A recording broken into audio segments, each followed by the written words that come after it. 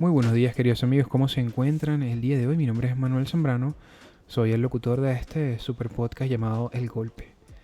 Estamos en nuestra edición, creo que ya 69, ya no me acuerdo por qué número vamos, pero lo cierto es que hoy quiero compartir con ustedes un capítulo en el que voy a hablar sobre hábitos de millonarios.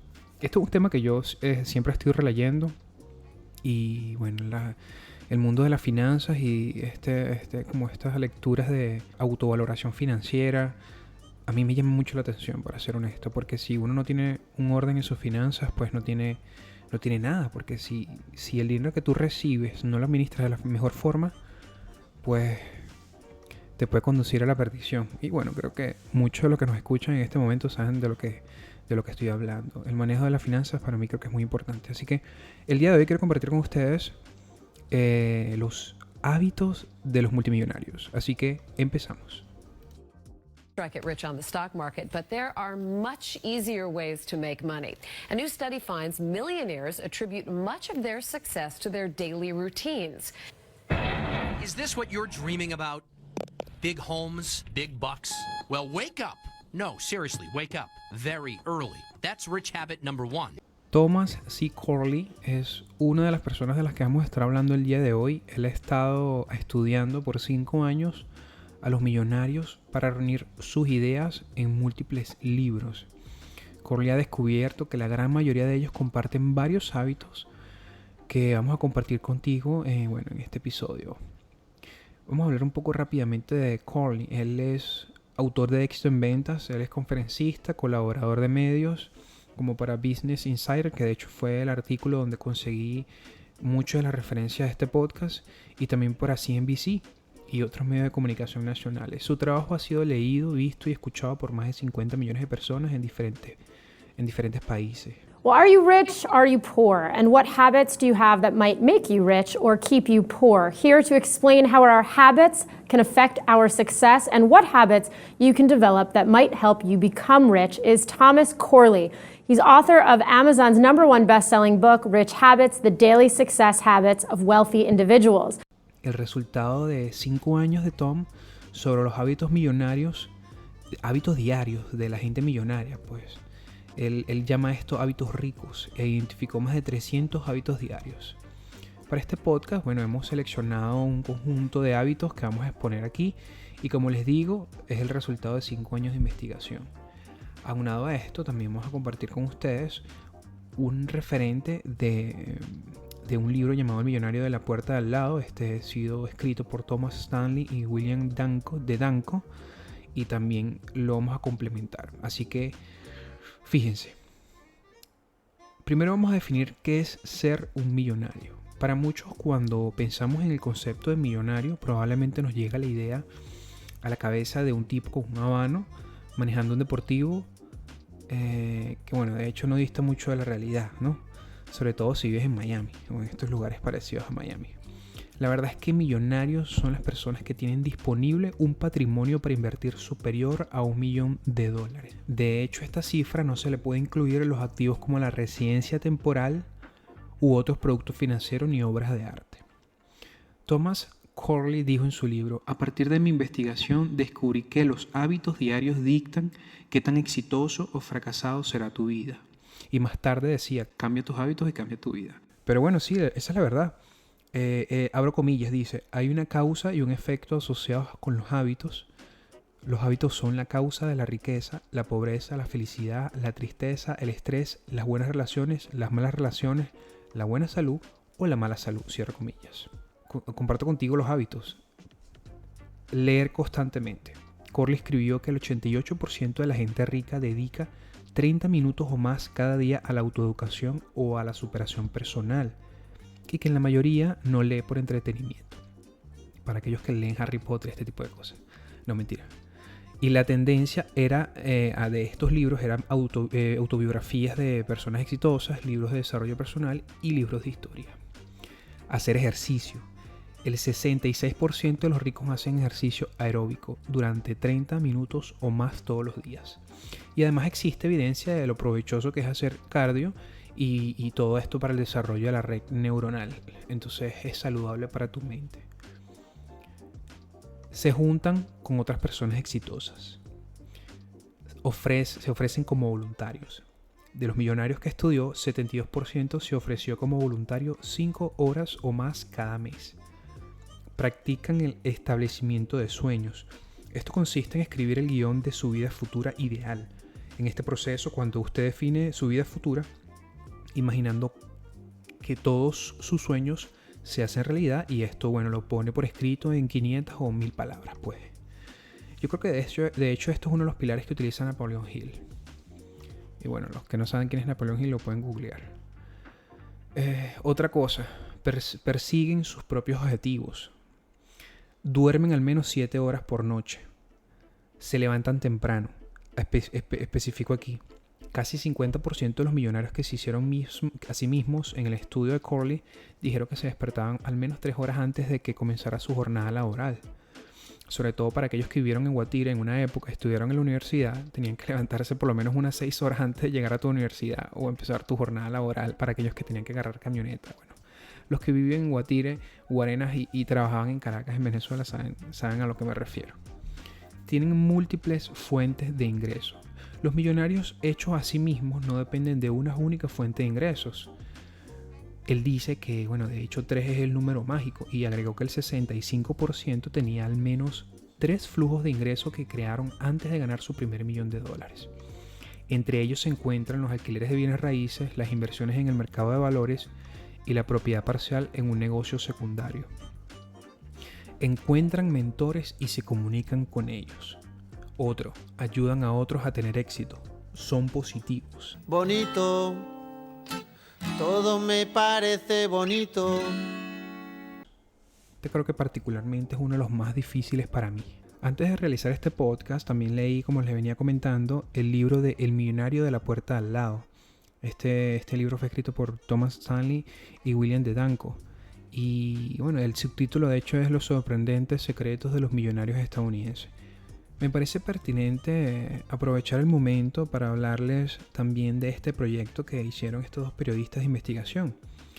De hecho, a raíz de lo que ellos descubrieron aquí, Tom Stanley, basándose en su carrera académica, se vio inspirado en escribir 3 libros sobre la mercadotecnia y la gente acaudalada en Estados Unidos. Y de hecho se convirtió en un consejero de empresas que suministran productos financieros y servicios a gente rica. Comparto con ustedes las características de los millonarios, pues, que se enumeran en el libro. Viven de manera austera y simple. Viven en casas más simples de las que pueden permitirse, especialmente mientras su riqueza está en crecimiento. Más de la mitad no recibe un solo dólar de herencia. Los millonarios, por mérito propio, están casados con mujeres humildes. Los autores de hecho contaron una historia particularmente convincente acerca de un hombre que, después de revisar su patrimonio, le dio a su esposa la noticia de que eran oficialmente millonarios. Pero la mujer solo asintió con la cabeza y siguió recortando cupones. La mayoría de los millonarios, por mérito propio, son grandes ahorradores y hacen seguimiento a cada centavo. Saben cuánto pagan por la comida, por el combustible, por la calefacción y controlan sus gastos. ¡Devuélveme ese centavo o te lo arrancaré! ¡Ajá! Con esa pequeña exhibición de parsimoniosa tacañería, acabas de ganar un lindo rincón en el casillero de David Jones. Una cosa muy importante que menciona el libro es que los millonarios comienzan estableciendo objetivos. ¿Para qué lo quieren lograr? ¿Por qué? Y cómo hacerlo. Entonces se imaginan cómo esperan ahorrar, invertir y acumular los activos. La elaboración de presupuesto y el seguimiento de los gastos representan el cómo. La idea es saber si sus consumos están alineados con lo de sus objetivos. Ellos recortan cupones, compran ropa de marca low cost, beben cerveza nacional, viven en un entorno de escasez relativa diseñado por ellos mismos, porque ellos elaboran presupuestos y hacen seguimiento a su dinero, analizan cómo reducir los gastos. Una de las cosas que me parece interesantísimo de este libro, del millonario de la puerta al lado, es que él explica, el autor, cómo fue que tuvo la revelación de investigar a aquellos millonarios que no figuran dentro del espectro, pues, de los grandes millonarios que uno por lo general asume que existen, ¿no? Como los venía comentando. Y él dice que esta revelación se dio a cabo porque le está hablando con su amigo John Robin, que es un matemático formado en Harvard. Y él dice, John encaja como muchos de los millonarios actuales. Vive entre los 200,000 barrios de lujo en Estados Unidos. Y John le dijo, ¿sabías tú que cerca de la mitad de los millonarios norteamericanos no viven en barrios de lujo? Y así fue como él, como que se le encendió la bombilla, y el verdadero tema no estaba en la población millonaria en general, sino en los millonarios de perfil bajo, aquellos que vivían en hogares modestos situados en barrios de clase media. Uno de los conflictos que tengo en este libro es que ellos hacen un análisis, por ejemplo, dentro de los activos de estos millonarios, ¿no? Y hacen una valoración, por ejemplo, de sus activos como por la casa en la que viven. Y esta valoración, para el momento en que fue hecho, dicen que todos viven en propiedades que cuestan alrededor de $300,000. Entonces yo digo, bueno, una casa que en el 96 valía $300,000, es muy probable que hoy en día valga alrededor de 800 o 1 millón. Y vamos a estar claros, bueno, yo que siempre estoy mirando el precio de las casas en diferentes zonas de Estados Unidos, de hobby, me gusta mirar el precio, y la verdad es que sí, sabemos que hoy en día una casa de $1 millón, bueno, es algo relativamente acomodado. Estoy excluyendo Miami, porque en Miami tú vas a ver casas que valen $800,000 y son sencillamente apartamentos en Brickell. Aquellos que viven en Miami saben de qué hablo. Pero ¿por qué digo que entro en conflicto con este análisis? Pues que ellos hacen. Porque para el 96, adquirir de repente una casa de $272,000 no era tan complicado, de repente, para una pareja que genera alrededor de $50,000 al año. Hoy en día, esa propiedad que valía $272,000 en el 96, es probable que esa propiedad valga hoy 600, 800 o quizás $1 millón, depende de la zona. Y una persona de $50,000 al año que gane en ingresos no puede comprarse una propiedad de ese nivel. Entonces te das cuenta que el análisis queda desfasado en el tiempo, por supuesto, probablemente por el incremento del mercado inmobiliario y por el hecho de la tasa inflacionaria, que bueno, ya todos saben que este año particularmente reventó, llegó al 5% hasta creo que junio, en mayo, que fue la última vez que vi la cifra. Pero bueno, volvamos al tema. Una de las cosas que quiero precisar también, que me gustó mucho de este libro, es que ellos dicen que el 65% de los hogares cuenta con el patrimonio de su propia casa, y el 85% tiene en su propiedad uno o más carros. Sin embargo, los automóviles suelen depreciarse rápidamente, mientras que los bienes financieros suelen aumentar el valor. Los millonarios de los que hablamos en ese libro son financieramente independientes, pues pueden mantener un estilo de vida habitual durante años sin percibir ni siquiera un salario mensual. La mayoría de esos millonarios no son descendientes de Rockefeller o de los Waldenberg. Estaba citando aquí, por ejemplo, a dos, por supuesto, familias, dinastías de millonarios, que sí. Fíjense que uno de los puntos más importantes de este último libro que estoy compartiendo con ustedes es que ellos dicen que tienen invertido alrededor del 20% del patrimonio en valores negociables, como acciones cotizadas en bolsa o fondos de inversión. Pero muy raramente ellos venden las inversiones financieras. Además dice que tienen un porcentaje aún mayor del patrimonio invertido en planes de pensiones. En promedio, el 21% del patrimonio familiar está invertido en negocios privados. Él está compartiendo aquí características de gente millonaria, ¿no? Entonces dice, son inversores empedernidos, invierten en promedio cada año alrededor de un 20% de la renta anual.